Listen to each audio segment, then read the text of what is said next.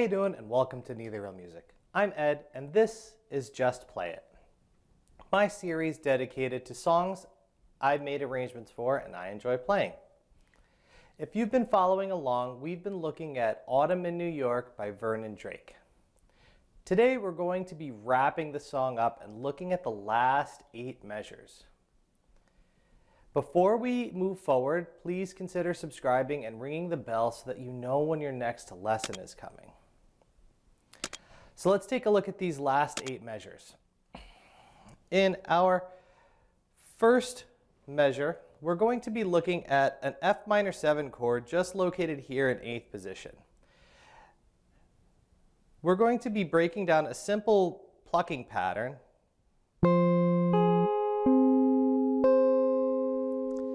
This way we can get our melody note supported with the rest of the chord.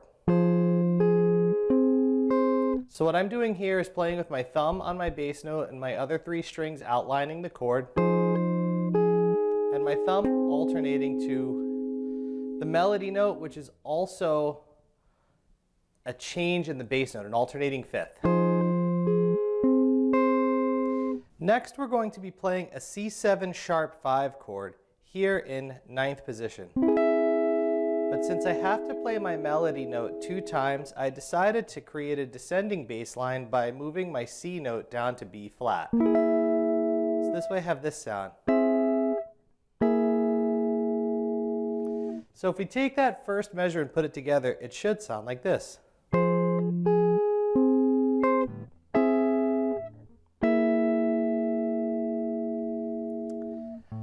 In this next measure, I did the simplest thing I could think of, which is to play the bass note and the melody note. So all of these are mocking the chord that's going by, because it wasn't really easy to play a continuous melody note and move the bass easily. So what I worked out was for the F minor 7 playing F and C, for the E minor 7 playing E and C, then for the E flat minor 7, playing E flat and C. And my ultimate goal was an A flat major 7, where B flat was my melody note. So we put that second measure together and it sounds like this.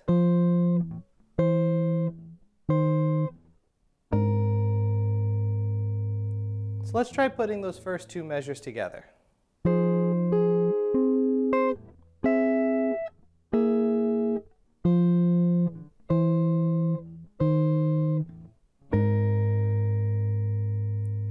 So from here, we start our second phrase on measure 3. We're playing a D flat major 7 chord here in 4th position, and we're going to do the same plucking that we did for our F minor 7 chord.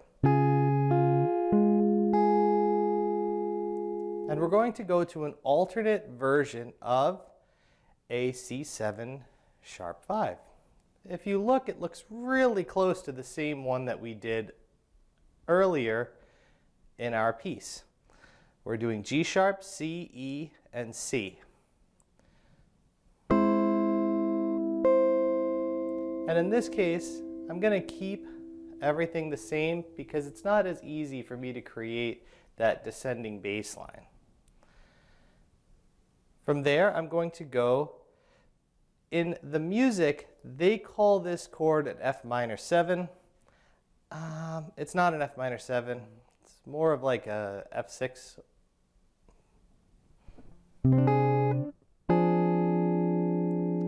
I just like it better. It sounded more fitting with the D note added into the chord. So if we connect those ideas together, we go from this D flat major 7 to this C7 sharp 5 to our F6. I put a little bass line together. We're going to start what would be an A flat minor 7 chord, and our melody note is going to be this A flat here.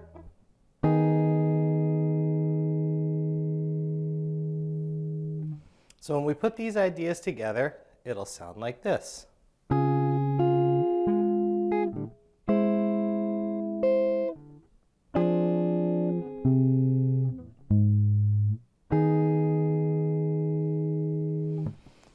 So let's take a look at all four of these measures together.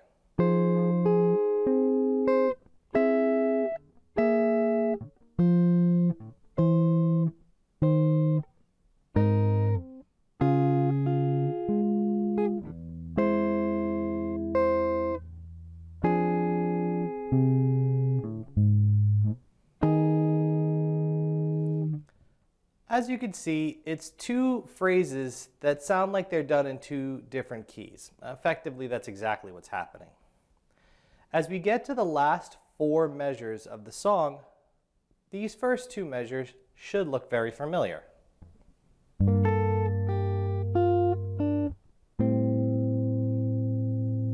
That's the beginning of the song all over again, with a low G in my bass line.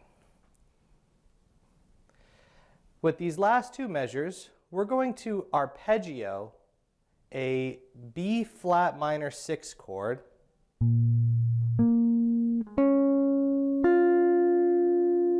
Now, once again, we're mocking these chords.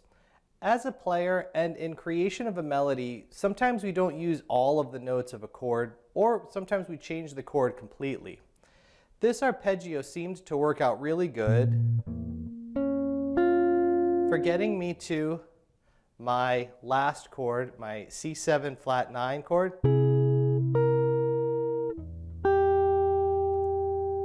And I chose this as my F. And then what I decided to do was play the last two notes with my opposite finger as hammer-ons.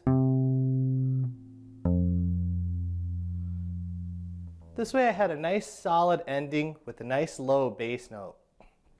You don't have to add those last two notes. I just thought they sounded cool and they looked cool, so I threw them in. If we put this idea together, it should sound like this.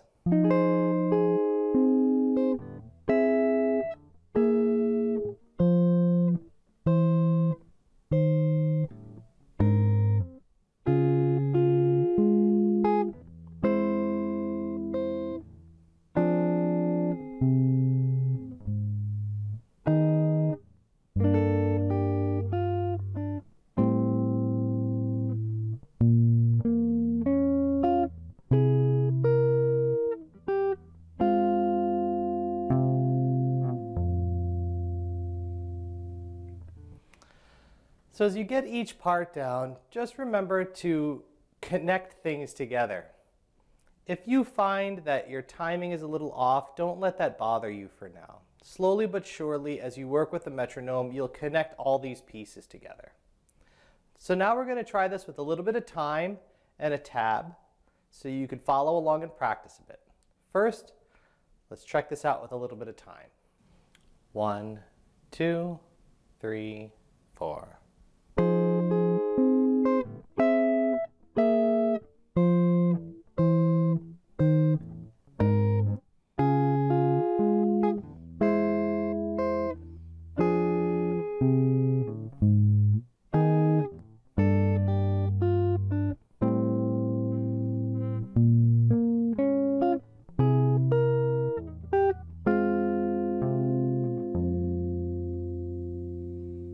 Now here's a tab that you can follow.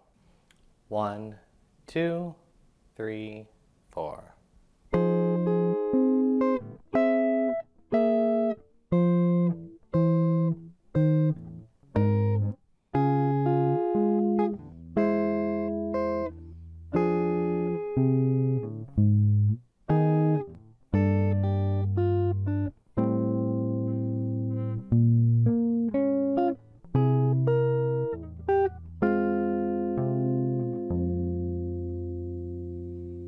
This brings us to the end of this song series. Take your time and learn each video, then assemble each of these parts together. It's a great way to learn music. Instead of trying to just slog your way from the beginning to the end, learn the phrases in the music and try to practice only that. This will make sure that as you get each phrase going, you'll also remember them easier. I really hope videos like this are helping you become a better player. If they are, and you enjoyed this video, subscribe. Please ring the bell. I'm trying to grow this channel, and each subscription helps tremendously. If you have any questions, put them in the comments below. If you could, please donate to my Patreon. For every dollar that I get, it opens up a little bit more time that I have available to make videos like this and to grow.